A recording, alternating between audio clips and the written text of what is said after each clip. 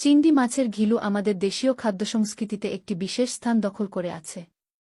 সাধারণভাবে ঘিলু বলতে চিংড়ি মাছের মাথার ভেতরের নরম অংশকে বোঝানো হয়, যা বৈজ্ঞানিকভাবে হেপাটোপ্যানক্রিয়াস নামে পরিচিত। এই অংশটি শুধু স্বাদের দিক থেকেই নয়, পুষ্টিগুণের দিক থেকেও গুরুত্বপূর্ণ। চিংড়ির ঘিলুতে প্রচুর পরিমাণে প্রোটিন, স্বাস্থ্যকর ফ্যাট, ভিটামিন এ, ভিটামিন বি12 এবং বিভিন্ন খনিজ উপাদান থাকে। এটি শরীরের শক্তি যোগাতে সাহায্য করে এবং রোগ প্রতিরোধ ক্ষমতা বাড়ায়। গ্রামবাংলায় অনেকেই মনে করেন ঘিলু খেলে শরীর শক্ত হয় এবং বিশেষ করে শিশু ও বয়স্কদের জন্য এটি উপকারী।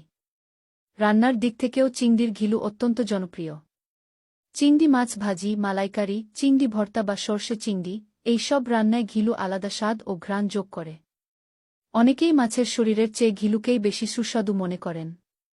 বিশেষ করে ঝোলের মধ্যে ঘিলু গলে গিয়ে যে ঘন স্বাদ তৈরি হয়, তা খাবারের আকর্ষণ বহুগুণ বাড়িয়ে দেয়।